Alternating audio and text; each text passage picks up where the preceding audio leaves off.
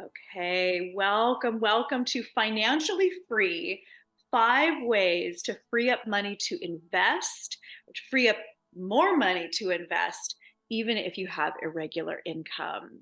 So, Penelope Jane Smith is a dear sister. We live near each other, we hang out. She's a mother. I love hanging out with her and her kids. And she is just one of the most warm and welcoming women, possibly that I've ever met. Like, truly embodies collaboration and sisterhood and like unconditional love. And I'm a part of her Financial Freedom Accelerator program. She's part of my Queen Sisterhood Circle. And Penelope is a financial freedom coach for women entrepreneurs. She's also an acclaimed speaker and certified trainer with over 20 years of experience. And I think her unique magic is absolutely supporting women entrepreneurs to become financially free. And she always likes to say to support women to become financially free in 5 years or less through her signature program. And so I also want to name that Penelope is a self made millionaire, and she has dedicated her life to lifting women higher. And she has helped thousands of women and entrepreneurs create ease and peace and freedom around money. So without further ado, I pass the spotlight to you, Penelope. Thank you so much for being here.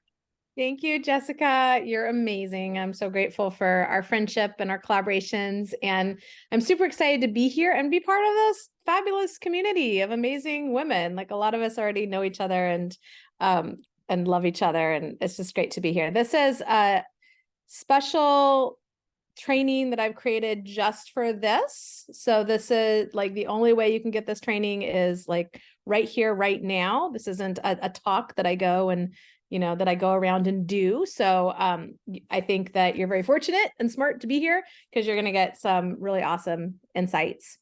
Now our intention, Jessica's and mine, is to give you practical insights and money systems to get your money working harder for you right away. So what you're going to learn is the number one secret to saving money to invest.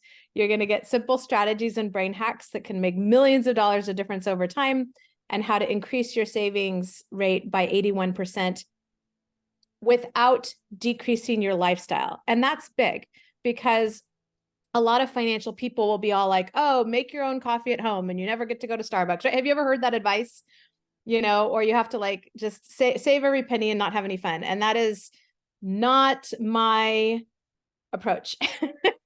Because yes, we want to plan, for the future and also enjoy life now, because we don't really know how long we have on this planet, right? Now, one of the things that might happen is we live a long life and we need money for the future. So we want to plan for that, but we also don't want to be like living so tightly and sacrifice everything and then ultimately have that part of yourself come up and sabotage you later, right? So we want to honor all the parts of ourselves, and that's part of having a healthy relationship with money. So in this training, you're going to learn 5 proven strategies that you can start using right away. One of the ways to reach your financial freedom goals faster is to free up more money to invest. And sometimes the quickest and easiest way to get more money to invest is to just not spend it on something else. Like, a penny saved is a penny earned, right? So in this training, we're going to focus specifically on how to free up money to invest by saving money. And then in a future training, we can do a deep dive on how to invest more by boosting your income so you can invest more. So this is more focused on your money systems for saving. And because we're talking about how to be financially free, I want to give you a quick overview on that and how this fits into your overall financial freedom journey. So financial freedom means a lot of different things to a lot of different people. Some people think it means having enough money to support yourself financially. That's great. Not having any debt, also great. Owning your home free and clear. All of these things are wonderful. And they all point to a different milestone on what I call the path to prosperity. That's something I go into deeper at my Financial Freedom 101 event. There's 8 milestones. Each one brings you more ease, peace, and freedom. And when I talk about financial freedom, I'm talking about the 8th and final milestone, which is where your passive income, the income from your assets and your investments, completely covers your lifestyle. So like if your investments paid all your bills, right? Then you're completely at choice with what you do for your time, because you're continuing to make enough money to support yourself, whether you're working, sleeping, or playing. So give me a thumbs up if that makes sense. So that's what I'm talking about when I talk about financial freedom. And everything I'm sharing with you is going to help you along that whole journey. And every single milestone is going to bring you more freedom. So there's like the spectrum of freedom, with that being like the ultimate goal. So that's the overview of where we are going. And over the last 20 years, I've created a unique branded system, which is a 3-step approach to supporting women to become financially free in 5 years or less. Because did you know that the traditional financial planning models are designed for men by men? Is this a giant surprise? There's a gender bias in the financial services industry, like in most industries. And so what ends up happening is that women statistically end up with less money at retirement, but it has to last us longer. It's like infuriating. So I'm like, okay, let's just turn this on its head. Let's not think about, target date funds or your self-described risk tolerance, or answering these 7 questions with your financial planner, who's probably a dude, but there are some women too. But let's take a new approach to where you can like a truly like gender neutral approach to this. And so we have this 3-step system. The first step is to get clear on your financial freedom vision. This is your desired lifestyle if you didn't have to work for money. So what would life actually look like? So step 1, you get clear on your financial freedom vision. At my Financial Freedom 101 event, I take you through a whole like guided meditation and process for tuning into your financial freedom vision. Because once you know the lifestyle you're trying to create, even just getting clear on like recreating, your current lifestyle, then you can start putting numbers to it and understand like how much passive income do you actually need? And then once you know how much passive income you actually need, then it's like, okay, well, where am I? So you can say like a map, right? Here's where I am, here's where I'm going, and you can start charting a course to get there. Does that make sense? And you might even have like a basic, comfortable, and luxurious version of your financial freedom vision. But it's nice because like once you know what you're going for, then that can guide you and that can help you create your plan. So you're like, okay, let's say I need $10,000 a month in passive income. Great. How do I get that? Right? So there's the next 2 steps is like a 2-prong approach to creating passive income.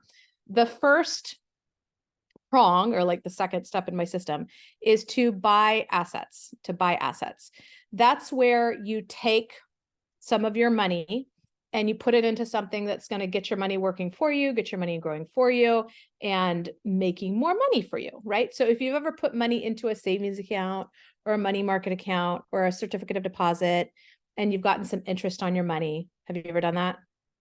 That's passive income. So you've had this experience, right?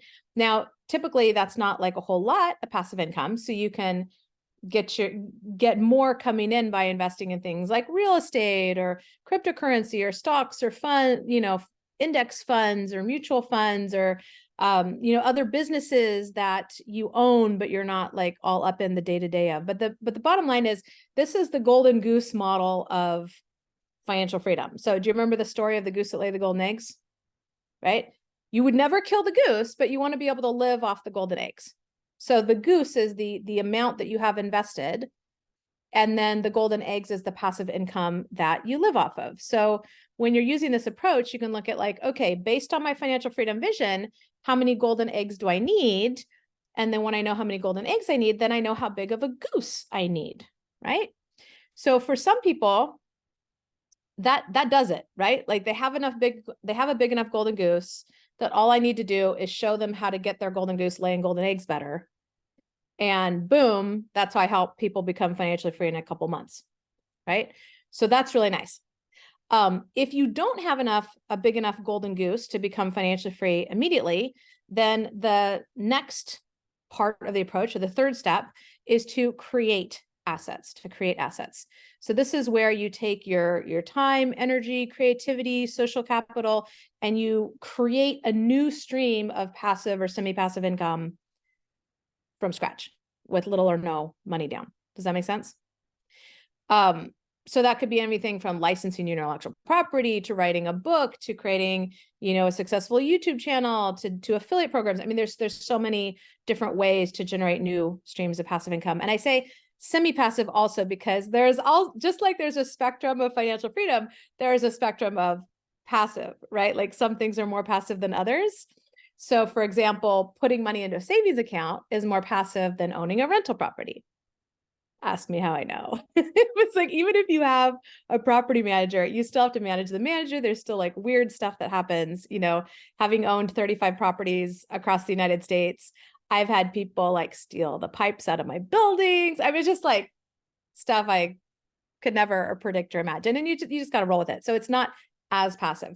So some of these things, yeah, it might be more semi-passive, but the truth is like, that's kind of the case with a lot of investments anyway, and it's still highly leveraged and gives you a lot of freedom, right? So that's the overall approach. This training is focused on growing your golden goose. So we can do a different dive at another time on like getting your golden goose laying more golden eggs. We can do a different training on, creating assets and like creating new streams of passive income. This training is specifically on growing your golden goose and growing your golden goose by freeing up money that you already have coming in to invest more and grow your golden goose. Does that make sense? So we're going to do a very deep dive in this one specific area. So let's start with the number one secret to saving money to invest. And this is such a huge insight that it can really completely transform your life. And this is to understand that there's when we talk about money, there's actually two worlds of money, and they have different rules and they work differently. So there's the make money world, which is what we're more familiar with, which is where you kill the buffalo, you eat the buffalo, you go do work, you make money, you spend it, right? Like that's the whole like make money world that we're in most of the time. And that's where like, your effort and leverage in your business, all of those things pay off.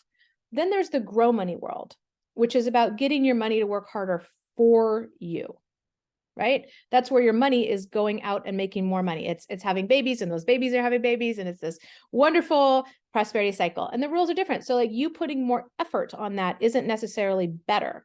It's more about having a system that lets your money do its thing, and also having like a mindset and a psychology of letting its money do its thing. Because so many of us have been so programmed that you got to work hard, that it's like, it almost feels like unsafe or not okay to have passive income. Like, wow, I could have my money take care of me.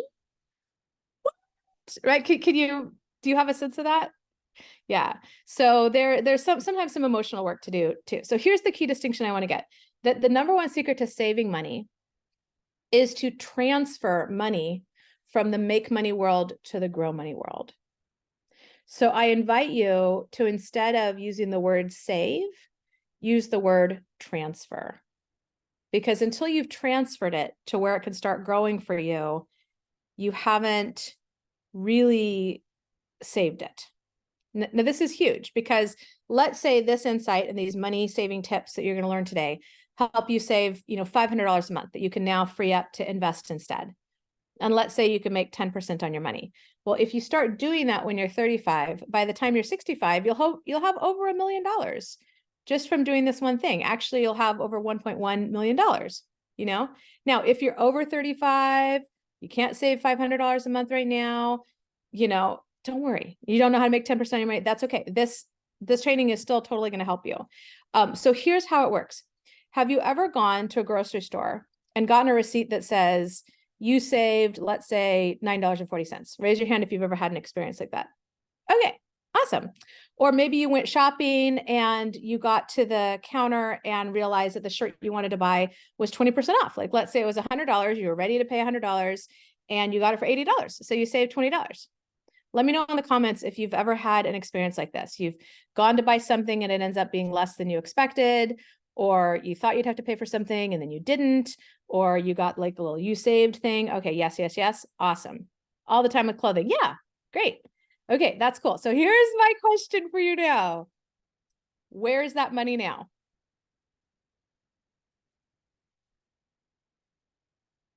In most cases, it's probably not sitting in your savings account or your investment account. It probably just got spent on something else. Are you with me? So the key here is to actually save the money instead of just spending it on something else. And the secret to that is to transfer the money, When you transfer it from the make money world into the grow money world, now you have in fact really saved it, and now it can grow and work for you. Does that make sense? So simple, but this is life-changing. All right. So that brings us to strategy number 1, which is to have a separate bank account, maybe even a few separate bank accounts that you only use for saving. So like maybe if you're using these tips to save for a car or save for a house, you could have separate accounts for that. This training is specifically about freeing up more money to grow your golden goose so you can become financially free, right? So you would have a savings account that is part of your golden goose. So I would call it your investment account.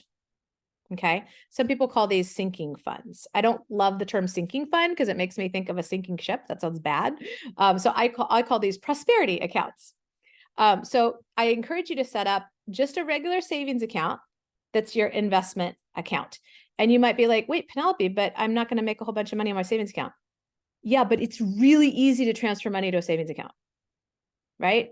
So if you have other accounts like an IRA or a TFSA and you're in Canada, or a brokerage account, like, yeah, you ultimately probably want to have money going to those things. But if you can just like get it over to that savings account for a minute first, until you have time to go deploy it in other areas, that's going to save it from being spent on something else.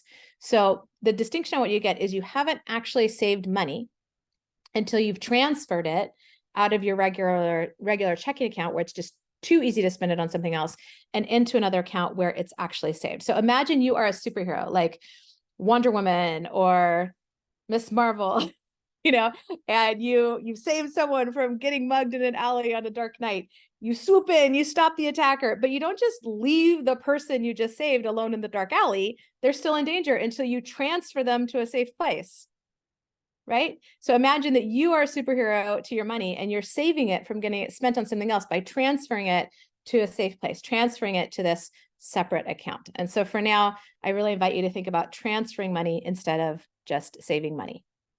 All right, does that make sense? Okay. And this is easy. It doesn't require you make any more money to have an account like this. So what kind of account do you transfer the money to? I mean, really any savings account is fine, but the best place is what's called a high yield savings account, or a money market account. So all that means is it pays you more interest on your savings accounts than most banks. If you go to like US Bank or Wells Fargo or Bank of America or any of these big banks in the US, they pay like almost nothing on your savings account. A little more now that rates have gone up, but a lot of high yield savings accounts, money market accounts, you can find ones paying more than 5% right now. That's amazing. Like we haven't had that since I was a kid, so that's really cool. So if you're going to park the money, you may as well earn a little interest on it. But again, it's not going to stay there forever. So it's okay. If it doesn't make a ton of interest, just have that safe place to park it. That is the main thing. In terms of what's the best high yield savings account, it changes. I used to love ING Direct, which became Capital One 360 until their rate kept down and down. Then I liked Ally Bank because they had the highest rates for a while. So I would just like do a search for your country best high yield savings accounts and see what comes up. And then just make sure that if you're in the US, it's FDIC insured. If it's a credit union, there's something else. I forget what it's called. There's like an FDIC thing for credit unions. And if it's in Canada, I think it's CDIC. So just make sure that it is an insured account. And, if there's a bank you want me to take a look at, let me know in our Facebook group. We have a Facebook group, right? Anyway, I'll check it out if I can. So if you're saving money to invest, then you can start out with a high yield savings account, and then you'll ultimately want to get it somewhere where it can grow faster for you. So depending on what you want to invest in, you might then transfer it to a retirement account like an IRA or 401k if you're in the US. TFSA if you're in Canada, and ISA if you're in the UK. A retirement account is a type of account that gives you special tax breaks for savings and investing for retirement. They have rules on like how much you can put in and when you can take the money out, but it can be worth it for the tax breaks. My favorite, if you're in the US, is something called a Roth IRA, because even though you don't get a tax break putting the money in, your money grows tax-free. You can take it out tax-free after you're 59 and a half, as long as it's been in there for at least 5 years. So remember how you learned that 500 a month growing at 10% can become over $1 million in 30 years? If you did that in a Roth IRA, you would be a tax-free millionaire because you can then take that money out tax-free, which is pretty cool. So if you want to be able to use the money before retirement, or you've already maxed out how much money you can put in your retirement accounts, then you might want to open just a regular brokerage account, which is a type of account that lets you invest in stuff like stocks and mutual funds. Or you might be saving up in that high yield savings account to put into a piece of real estate. All of that's fine. So if you're not sure what kind of account you need, just start with any savings account so that you can put this strategy to work, and then you can go from there, because the most important thing is to transfer that money in the first place, right? All right, so that's strategy number one, create a separate savings account just for investing. The purpose of this account is to allow you to temporarily park money that's on its way to being invested in other things without accidentally spending it on somebody else or something else. So raise your hand if you're going to do that. Okay, awesome. This is such an easy thing, and it really is life-changing. All right, so that brings us to strategy number two, which is to set up an automatic transfer into your investment account. So that could be just that savings account. If that's what you have right now, you could transfer it directly into some kind of retirement account or brokerage account. That's fine. But somewhere money is getting automatically transferred. The research shows that people who have money automatically deposited into an account like that increase their savings by 81% a year. And it's okay to start small and then, increase that over time. But this is a way to like put yourself on prosperity cruise control. You're setting up automatic transfers into your investment account. And that is just going to make your life easy because you have now automated your smart money decisions. Anytime you can automate your smart money decisions and you don't have to rely on your willpower, that is an awesome thing, because willpower, if you look at a brain scan, willpower takes place in the anterior cingulate cortex. That's the part of your brain that is responsible for, controlling your actions and behaviors. And it gets tired really quickly, like within 15 minutes. So that's why willpower is pretty unreliable. So you want to take the pressure off your willpower and put it onto a system. So anything you can automate, that's going to be great. Sue has a wonderful question. She says, I never know how much extra I'm going to have. So how do you automate that? Yes. So we're going to get more into that around, because this is all about how do you do this even with an irregular income, right? So in the beginning, have whatever amount you feel like, okay, that's not going to mess me up with the ups and downs of my business. So maybe it's only $25 or $50 or $100. Have the auto transfer be some amount that you're like, that it's just like a bill, like your Comcast bill or your cell phone bill. You're like, it's just going to get paid. I don't have to worry about it. And then you can use some of the other strategies for how to transfer even more. But that way, at least you go have something. You're getting into that prosperity cycle of having your money make more money for you. And that's going out and making more money, and you're getting compound interest on your side. So that way you don't have to remember to do it. You don't have to rely on your willpower. So it's way easier to actually do it and be consistent, right? The habit of managing and investing your money is more important than the amount. So even if you're just transferring $100 or $25 or $5, you're winning because you're building a habit of success. And this is a little beyond the scope of this trading, but you're also reinforcing the identity that I am an investor. So just say that for a moment. Say, I am an investor, and see how it feels. I am an investor, right? I think a lot of us weren't taught to think of ourselves that way. And so when you start investing even just a little bit, you start building that identity and growing your confidence, because you're like, hey, look, I have this money that's invested. I'm investing money, therefore I'm an investor. And somehow lightning hasn't struck me down. So I guess it's okay. I guess it's okay for me to be an investor and have my money working for me, right? Lynn says, if I have credit card debt, should I reduce my payoff to them to transfer more? Potentially, we can look more at that. Basically, I would have just some amount transferred to the investment account, even if you are prioritizing paying off debt. And then on my YouTube channel, I actually have a video on pay off debt or invest that gives you some criteria for like how to decide, like, what's the ROI? How does it impact your cash flow? How does it impact you emotionally? Those are the things to look at. So I would check that out. So you got your auto transfer going, right? Now I want to help you kick it up a notch. So let's say you save money on a regular monthly expense. Now, instead of just having that go back into the pit of cash and spending it on something else, you can actually increase your auto transfer. So let's say you cancel your $60 a month cable subscription because you're not using it that much and you'd rather invest the money. Update your auto transfer to be $60 more. Are you with me? Let's say you shop around for better insurance rates on your car and you save $25 a month on your car insurance. Update your auto transfer to be $24 to $25 more. Does that make sense? So those are really easy systems to put in place. And then once you have those systems in place, then strategy number 3 is to plug the money leaks in your current spending patterns. And then when you save money on a regular monthly expense, add that amount to your auto transfer so it actually gets invested instead of just spent on something else. So a good place to start with this is to just get an idea of your spending habits right now. If you're not already tracking your spending, you might want to consider setting up a free account with mint.com. I'll post that in the chat. Mint.com. What they'll do is it'll pull all the information from your various accounts. It'll download the last 3 months of expenses and it'll help you categorize them. It'll say, I think this is this category, right? And then you can update it to what it actually is if Mint got it wrong. But then you can get an idea of where all your money for the last 3 months has gone. And then that's where the fun starts.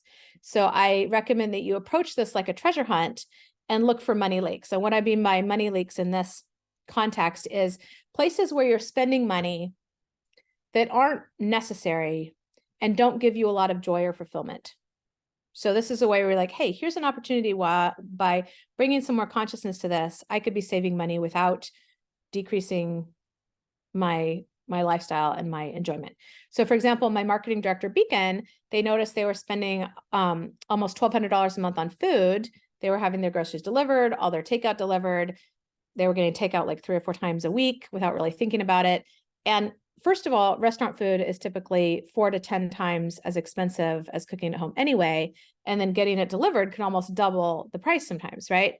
And in terms of groceries, delivery services don't always tell you this, but they mark up the prices before they start adding in their fees and driver tips. So Beacon still wanted things delivered. They found a meal kit delivery service that would send them 6 servings a week for only $60. And replacing that expensive restaurant and grocery delivery habit with this meal kit service saved them over $600 a month. That's significant. That could be over $1 million of difference to their future, right? So I encourage you to like look through your current spending, see if there's anything that makes you think, wow, I can't believe I'm spending that much money on this. Like that's probably a big money leak, right?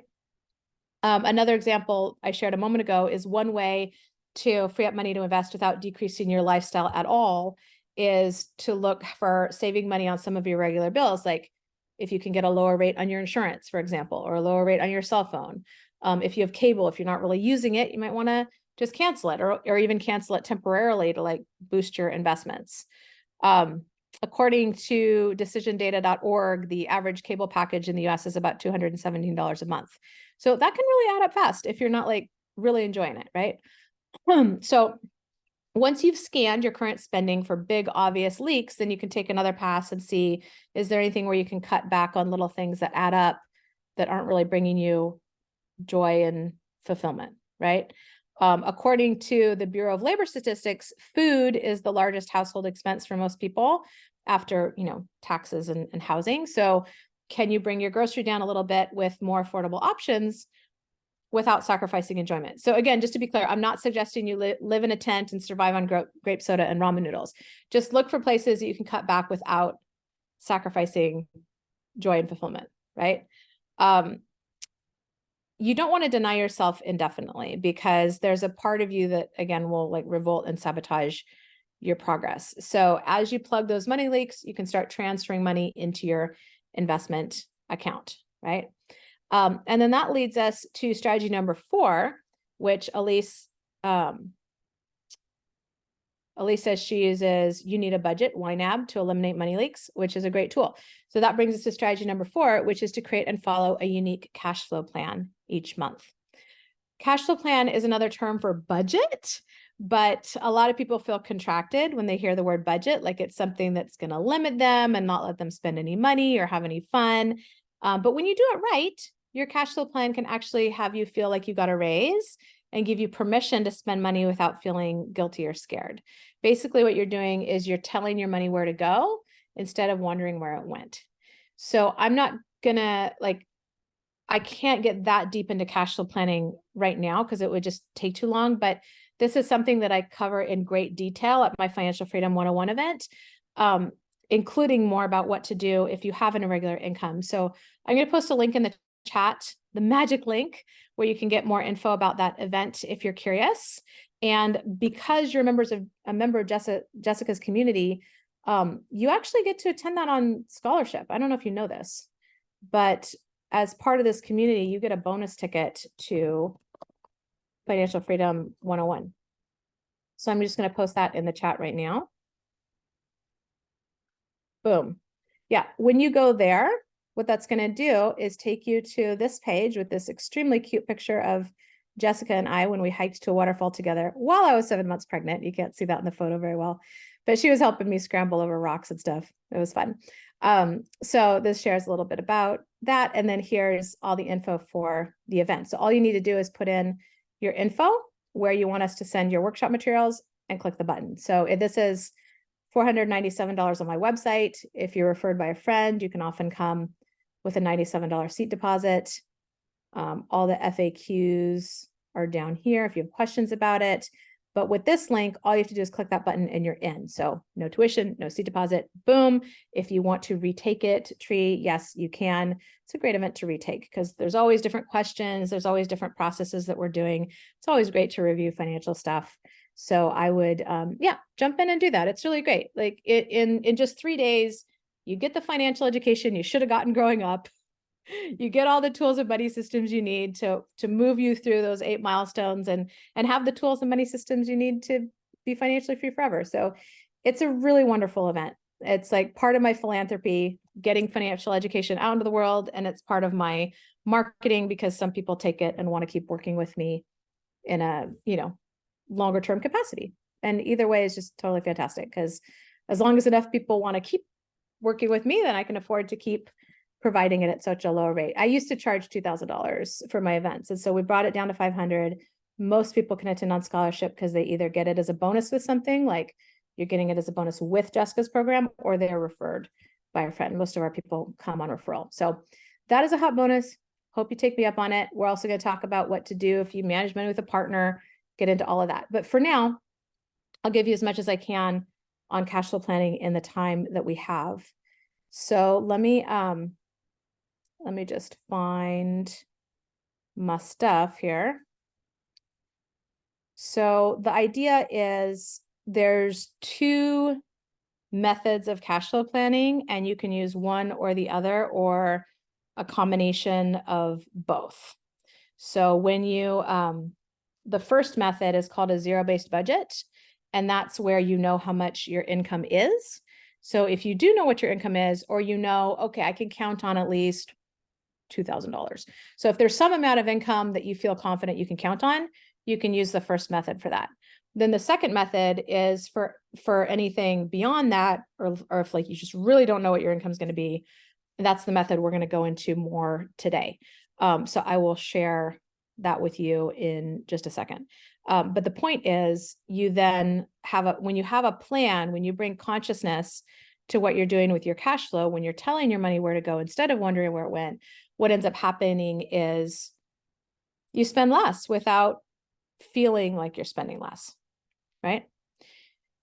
When you're planning your cash flow ahead of time, you see opportunities for how you can free up more money to invest. So before we dive into cash flow planning, I want to give you strategy number 5, because I I'm afraid I'll forget it if I get into cash flow planning. So I want to make sure you have it.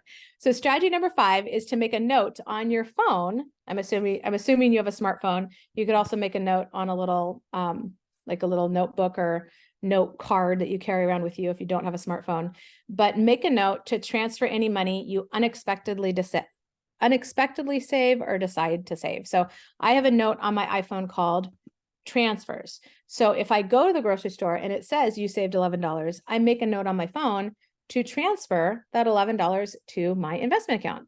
If I'm ordering takeout with my husband or we're going out to eat and I decide to order something cheaper than I normally get to save money, I'll make a note of the difference so I actually transfer that money. This is a game that I love to play with myself. So we'll go out to eat. I'll be like, okay, so I could get an entree and a salad. Like that's kind of what I'm leaning towards. I'm like, or I could just have them put a piece of salmon on my salad and that would save like $10 and I could invest the $10.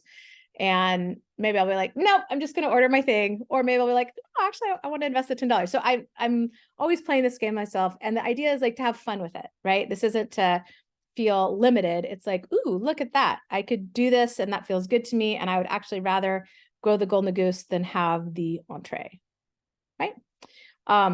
So that is really fun. And then on my money date, which is that sacred money ritual, that sacred time in my schedule, when I sit down and work on my money stuff, like paying bills and transferring money, then I can look at the note on my phone and transfer that amount of money from my regular checking account to my investment account. And money dates, all about like how to do it. What do you do during your money date? How do you set yourself up for success? All of that we cover at Financial Freedom 101 as well. So that is definitely worth checking out. And you'd be surprised how much these little transfers can add up. And Elise says, transferring money coming from a cashback reward. I mean, if it feels good to you, yeah, it would. Sue says, it's hard right now because I feel like I have to save everywhere and should sacrifice all the time. So I can't seem to make it a game. But I do love the idea of the note to transfer like on the grocery saving. Yeah, if it doesn't feel good and it doesn't feel like a game, then don't do it. So for you, I would say like just put on what you unexpectedly save because you were like fully planning to spend that money anyway, and then you didn't have to, right? And have some minimal amount getting auto transferred. And that's a great place to start. Sometimes you really just do need to increase your income, right? But when I see people, when I work with clients, some of the time it's a genuine income problem. Like they really just need to generate more. We can do a whole other training on that. But sometimes it's just like updating their systems. And then it's like, wow, look, like one of my clients, she freed up like $5,000 a month that she's now investing instead, which is fantastic. I have another client who, they like chronically under-earned for most of his life. And he got, a new job and he's like, okay, I don't want to just increase my lifestyle. I want to really follow what you're saying and put all this extra income into investments. So when he started working with me, he was like $60,000 or $70,000 in debt, no savings, no assets. And in less than 3 years, he wanted to become financially free and go and live in Thailand. So it wasn't like a lot of passive income that he needed for that financial freedom vision, but he paid off all his debt. He maxed out his IRA. He bought his first rental property, which he wanted. And between the investments and the rental property, that gives him enough passive income that he can go live in Thailand. Isn't that cool? In 3 years. So from like 70 grand in debt to financially free in 3 years, just by getting organized with this. And so that's another bonus tip is when you do increase your income, instead of always just increasing your lifestyle, update your auto transfer before you have a chance to get used to that new income.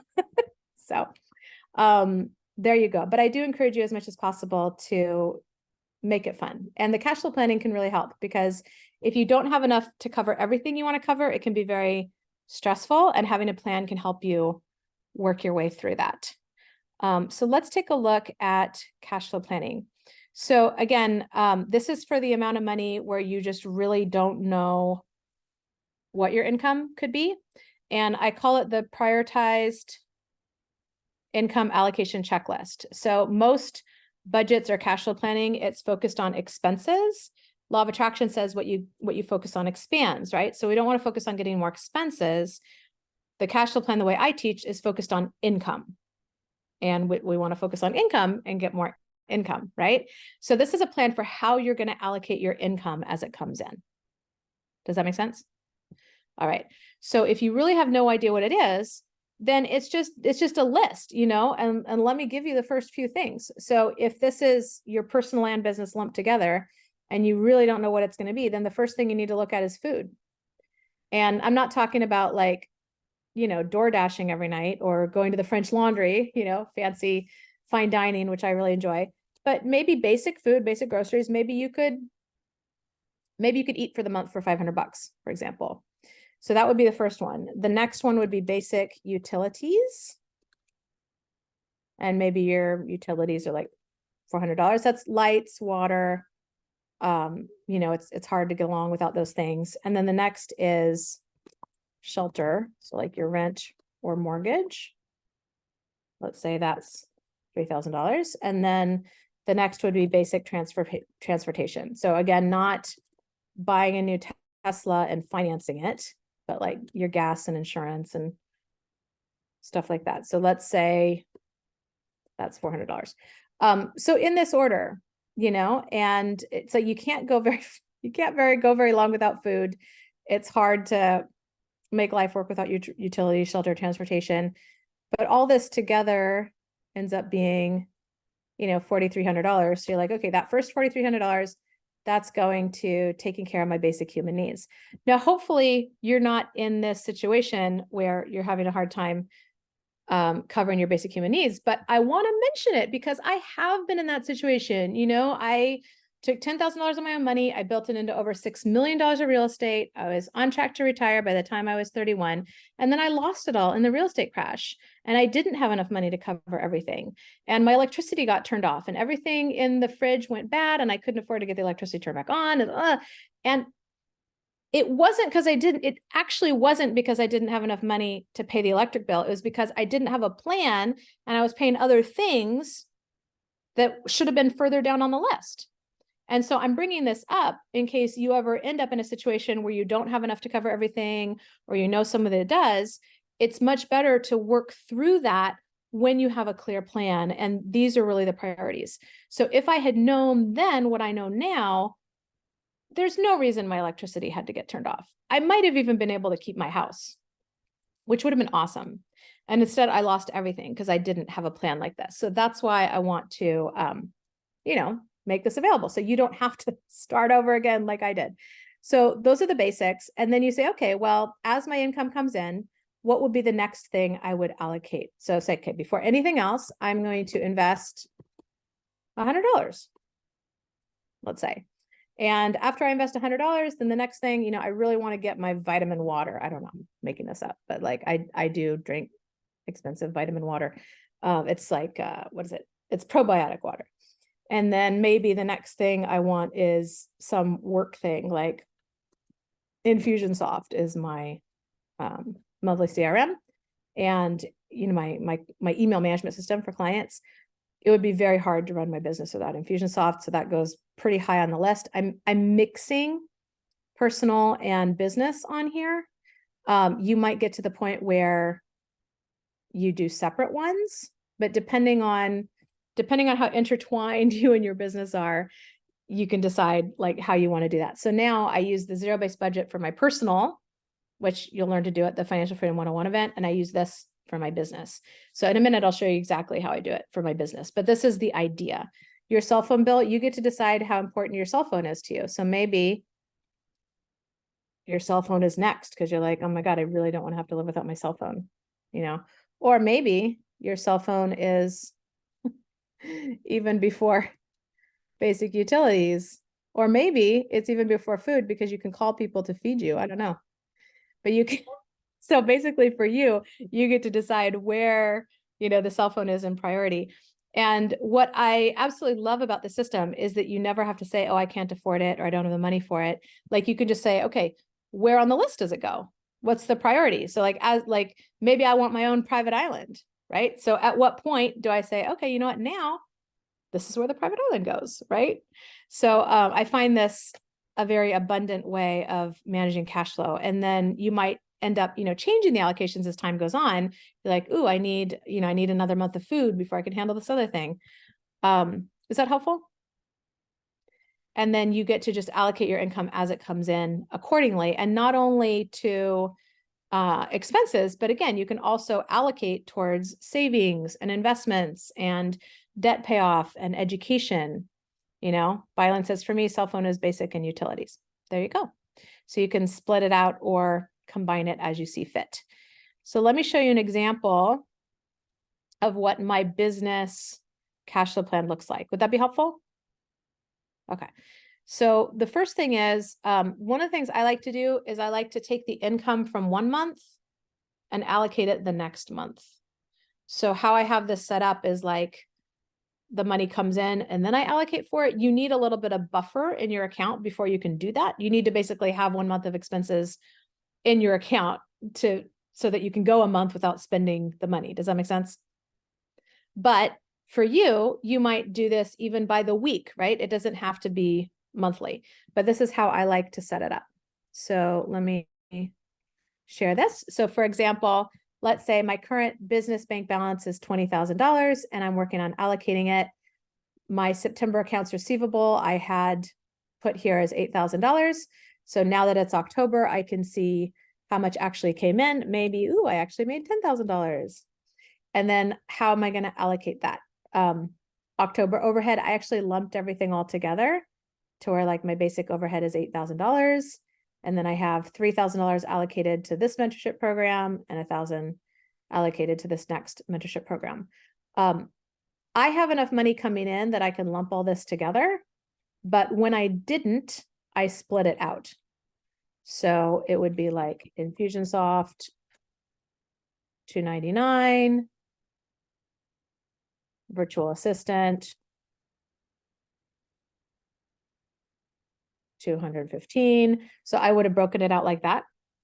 Now what I do is I have a separate tab right here where I just put what all those things are. So like, here's my Infusionsoft, here's my VA, here's Zoom, I think is like $50 a month. So basically what I did was I put them all in this other tab in priority order. And then I took this amount and I brought it over to have this just like all lumped together in one basic overhead. Because I'm at the point now where I can cover my overhead. It's not an issue. I don't really need to break it down into all those individual things. But before I got to that point, I did. And I still have them in this separate sheet in priority order. So if the what ever hit the fan, I'd be like, okay, well, we're going to shorter Zoom calls or whatever. I would have to cut some of the lower things out if I didn't have enough to cover everything. But this allows me to project out. And I love this because my income changes a lot because I have an event-based business. So 1 month I'll make like 100 grand, and then another month, maybe only 20. And it's funny to say only 20 because that used to be like, a really big month. So this is all relative, but it varies a lot, which is my point. So I can see, okay, this is what I'm on track for. And even right now, my next event is in December, right? So I want to make sure that between payment plans and expenses going out, that I have enough to make it through December. So you can see my balance getting updated here. So let's say I pay all that in October. I have $23,000 left to allocate. I know I have more income coming in October. So that'll give me even more to allocate for November. And then I have some amount coming in November. That tells me what I can allocate for December. So I see I have event expenses coming up in December. That gets me down pretty low, but I have enough to make it, right? And then in December, I should get a cash infusion, and that puts me back up. And then if I want my private island, I can put it down there. So that's how I work it. And what I love about that is it allows me to project out and see, oh, if nothing else comes in, I can be in business until, January. And with what I expect to have coming in, I can be in business till March. This is life-changing because I used to be like, I just made like $60,000 at my last one day. Why don't I have $3,000 to pay for the hotel right now? Like, Like I make all this money, where does it go? So this helps you really like direct the flow better. And in that way, like, let's say I have a $3,000 gap. I can see that months ahead instead of like, oh my God, I need $3,000 today. So I'm like, oh, I need to make another $3,000 between now and the end of January. Okay, cool. Well, how could I do that? Maybe I could, ask somebody to refer a friend to my program, or I could do a big affiliate promotion for something, or I could do a VIP day, right? Like I'll have time and options, right?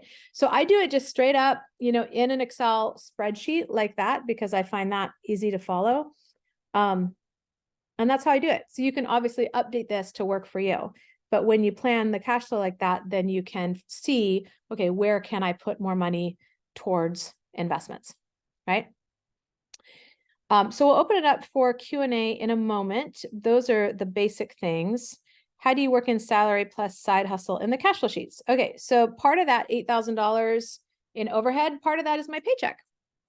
So my paycheck is an expense to my business, and then it is income over on my personal cash flow plan. And since I know how much that is, I can use the zero-based budget one for my personal. So in the past, I kind of had the cash flow plan all lumped together because my business and I were not commingled exactly, but I wasn't necessarily always paying myself a steady paycheck like clockwork. And I'm not commingling funds. This isn't for taxes. This is just for my own planning and forecasting. So I felt like having them together on the same spreadsheet was not a big deal because I'm not actually mixing the money. I still have my business checking and my personal checking. Does that make sense? And then in terms of recommended investments, that is a whole other training, Alana. So Alana, if you can come to Financial Freedom 101, we do a deep dive on Saturday, all into investment strategy. So we look at ROI, we look at how to calculate the ROI, we look at the leading strategies in the investment world, and I give you all the data to either implement those strategies on your own or implement them with a financial planner. So that in terms of like really building your confidence on how to invest, I would definitely check out Financial Freedom 101, which is free, right? So you can learn that for free, and that'll set you up for the rest of your life. Yeah, you have your own opinions and experiences, which are welcome. That's fantastic. All right, so all that to say, we talked about strategy number 1, to create a separate account where you can transfer the money. Strategy number 2, set up an auto transfer to that account. Do you remember what strategy 3 was? Strategy 3 is to plug the money leaks in your current spending plan, update your auto transfer if you can. Strategy number 4 is cash flow planning, like we were just talking about. And strategy number 5 is to make a note on your phone to transfer any money that you unexpectedly save or decide to save. So when you combine these strategies that we've covered on how to free up more money to invest, it's going to help you grow your golden goose and reach your goals a lot faster. And to accelerate the process even more, again, I would highly recommend that you come to Financial Freedom 101 so we can get you dialed in with your money dates and how to boost your income and how to do like a deeper dive on how to do cash flow planning and also your investment strategy. But I do hope that this, as a deep dive in like specific systems for freeing up money to invest, I feel like you can really set yourself up for success with this. So I'm excited to see what's possible. Okay, and with that, we are going to open up the call for Q&A. I believe we have another 15 minutes, right? Maybe, maybe not, but I can hang out for 15 minutes if you have any questions. The dates are December 1st through 3rd is Financial Freedom 101. Those are the only dates right now, but there's a pretty good chance we'll offer it again in 2024. So if you can't make December 1st through 3rd work, you can get your ticket and then you'll get a email response that says like, here's your confirmation email. And you can just reply to that and be like, actually, I can't make December. I just wanted my ticket. So transfer me to a future date once you have that on your calendar. Yeah. All right. Thanks, Terry. I appreciate it. Thank you, Elise. Tree says, I noticed that food is a huge expense for me, especially eating organic and shopping at Whole Foods. Yeah, Tree, like what you're seeing is what a lot of people see. So typically when people start cash flow planning, they don't budget enough for food because they don't realize how expensive food really is. So what I do recommend is that you separate out the categories. So you have one category for groceries and household. If you want to put in like toilet paper and stuff, that's fine.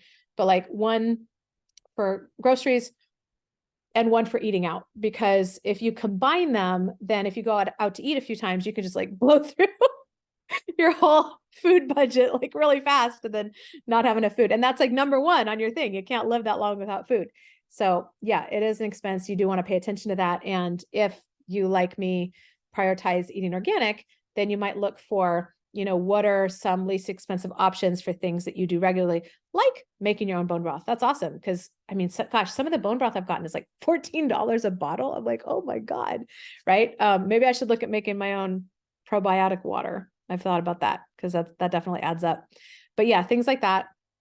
And then also, I do make my own kale chips because those are really expensive too. Or just looking at like cheaper places to buy things, like imperfect produce might be a good option, or farmers markets might be a good option. Yeah, lots of things. And then Balin says, how do you allocate for emergencies or big expenses like auto repair? All right. So how I do that is in my allocations, I have a certain amount go to a different prosperity account, which we actually talk about at my event. And that prosperity account is called your reserve fund. Some people call it like an emergency fund or rainy day fund or contingency fund. I don't want to like presence emergencies, so I like calling it just reserve fund, but having 3 to 6 months of living expenses in reserve for life's unexpected things give you that cash cushion. So the goal should be get $1,000 in there as quickly as you can so that you have a little buffer between you and life. Ultimately, that's not enough, but it can cover some things, like if you need a new tire or you need a copay on a doctor visit or something like that. So I would say first goal, get $1,000 into there, have it be a separate account, ideally a high yield savings account, same thing. And then the ultimate goal should be to build that to 3 to 6 months of living expenses, personal living expenses. So let's say you need $15,000 in that account.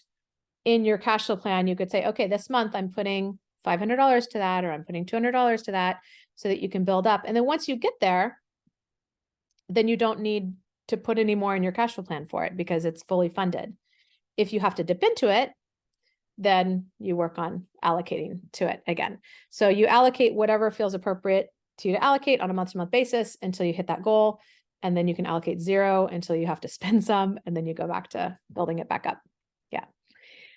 Great question. All right. And then, yeah, and I mean, auto repair is often a huge surprise, but like if you own a car, it's going to come at some point, right? So things like veterinary emergencies, if you have pets, auto repairs, unexpected medical stuff, unexpected house repairs, like you don't know when they're going to come or what they're going to be, but that there will be unexpected things at some point in life. So that's why we recommend having that account. Do you have any recommendations about good sources of where to invest money for growth? Yeah, that's something we go a lot more into at Financial Freedom 101. But a great place to start is just a high yield savings account if you don't know much about investing, because it's, right now you can get like 5%, sometimes more, with zero volatility, meaning the price doesn't go up and down, and virtually zero risk because you can get an account that is insured by the government. So for you to lose all your money would mean, the government collapsed or the financial system collapsed, which we then have different problems, right?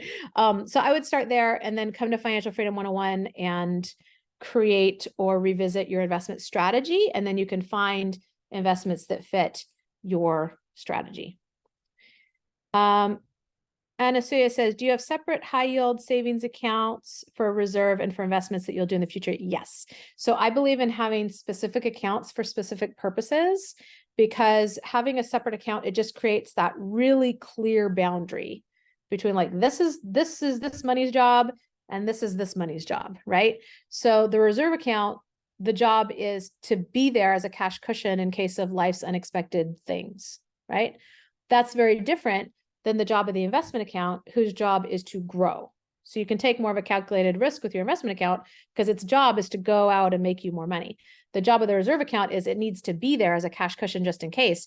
So that's probably just going to be a high yield savings account where you make a little money. Investment account, now you might be doing real estate or stocks or funds or Bitcoin or whatever, right? Awesome. And then Balin says, what do you suggest for insurance, especially as business owners? Okay, so insurance, that's a whole other training. Also, so insurance, I think the best buys in the insurance world are, homeowners, auto, those things cover a lot. Health, the number one cause of bankruptcy is medical bills. So if you couldn't afford health insurance, those are really great. So those are kind of like the big three. If you have a need for life insurance, meaning there's people who are depending on you for your income or your unpaid labor, you might want to get life insurance. I would recommend just an inexpensive term life insurance policy. Just keep it really easy and clean. Don't combine it with like whole life or saving for college or any weird stuff like that. That stuff tends to be 10 to 20 times as expensive and you don't really get much benefit for it. If you feel like you need business insurance, do you think that you have liability, or do you think that, is it like if something happened to you, you want to be able to replace your income, or there's different kinds for different things. One thing might be like long-term disability. So like if you couldn't run your business, you can still get some income. That's something to consider. So I hope that helps. Sue says, I love Ally because there's no minimum deposit and you can have as many accounts as you want. I also like that. Terry says, just post to Facebook to see which auto insurance people are using. Maybe I can save some there. That's totally worth it. Like shopping around your insurance can be really great. So I would, the place I like to start is xanderins.com if you are in the United States. So this is, I don't have any affiliation with them, but what they are is they're a broker and they have life, ID theft, auto, home, disability, long-term care, business. So they have lots of different types of insurance available. And what they'll do is they will, shop a bunch of different rates for you and give you a quote, be like, here's the ones we recommend with the lowest quotes on what you're looking for, but they don't sell your information to other people. So they might call and be like, did you get what you needed? Right? But you're not going to then have 50 other companies calling you and trying to sell you insurance. So I have had really great experiences with them so far. All right. Awesome. Any other questions, comments, compliments? Go ahead and type them in the chat. Does Ally charge a monthly fee to have different accounts? My experience is that no, they don't, which is something that I like. Okay, let me see if there's anything else that I might have missed.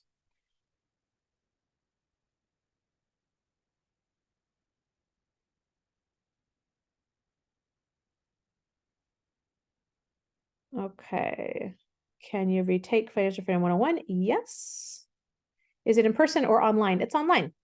So I did used to lead events in person. COVID brought us online and I discovered that online events are awesome. It's like so nice because people can attend from all over the world without having to travel.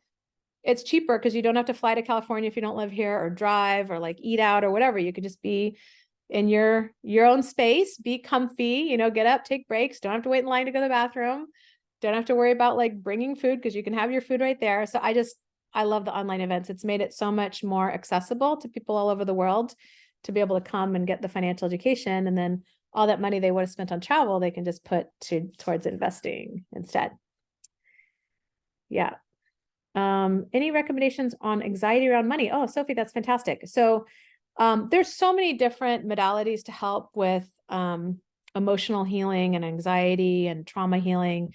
One of my favorite things, because it's just so gentle and easy and quick, is EFT, which stands for Emotional Freedom Technique. A lot of people just call it tapping because you're tapping on the various, meridians on your body. So I might be like, even though I feel anxious about money, I deeply, completely, and absolutely accept them from yourself. And they're like, I feel anxious about money.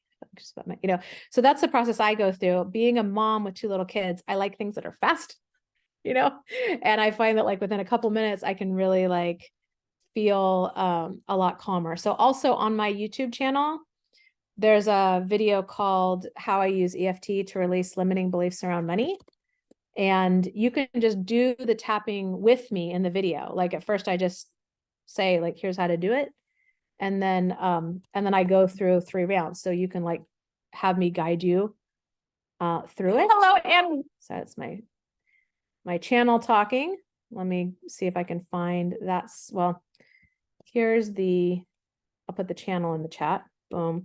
There's a lot of different ways to do EFT. The way I do it, I just like it because it's really fast and easy. But I'm not saying it's like the right way or the best way or anything like that. So don't argue with my methodology. Just, use it if you like it and don't if you don't. All right. Yeah. So that was about anxiety. Let's see. Susan says, great training. Thank you, Susan. Yay. Carrie says, looking forward to seeing you in December. I'm looking forward to seeing you. Awesome. All right. Tree says, yeah, EFT helps me in a matter of minutes. Me too. It's really great. Okay, awesome. I would love it if you would be willing to share what was one aha or takeaway from this training. Like, was the transferring money, like, I feel like that's a really big consciousness shift. Was it like how to do the cash flow plan, the notes on the phone? Like, what was one thing where you're like, okay, that was really helpful. Okay, Lynn says transfer of money. Okay, awesome. Thank you. Sue says making the note on the phone. Yes, awesome. Tree says transferring money and being more conscious in general. Great. Anastasia says attitude of the fun game, even if it's just a little bit. Awesome. Elise says notes on the phone. Yay. Balin says love systems. You reminded me of this is all figure outable. Oh, good. Yeah, the systems are just so great because honestly, like human beings are not naturally good with money. So if you've ever, made mistakes with money, like congratulations, you're human, and the systems can take pressure off your natural human behavior and help get your money working for you. Carrie says, eliminate money leaks, transfer money, invest, actual auto pay investments. Yes, awesome. Lee says meal prep delivery. Yay. Nicola, this is wonderful and helpful. Love the transfer money strategies and you saved receipts. Great. Vanessa says system. Soraya setting up a high yield savings account. Jessica, love the concept of investing in money you save on groceries, etc. Sophie says your grounded presence. Oh, thank you. Sue says, I'm scanning your YouTube. Excited to watch a ton of stuff. Yay. Lynn says you're a practical genius. Thank you. Grace says, can't say one thing right now. It all started adding up. Knowing I can take 101 for free, that's great. Yay. Awesome. I'm happy that you'll be able to come and retake that. And if you are coming to Financial Freedom 101, we're doing something new and fun even before the event begins, which is we're going to be sending out a Financial Freedom bingo card. So if you, each square is one of my YouTube videos. So if you like watching my YouTube videos, you can cross them off on the bingo card and you can win prizes. So stay on the lookout for that. Just to help you increase your financial education before the event even starts. All right, well, thank you so much for being here. I'm excited to see all your wonderful money saving systems and strategies put into place. And if you are coming to Financial Freedom 101, then I am super delighted and honored to support you there. All right. Mwah. Thanks, Jessica. Thanks, everybody. Thank you, Penelope, from the bottom of our hearts. And thank you, audience, for being so warm and loving. It was so wonderful to be here with you. Blessings.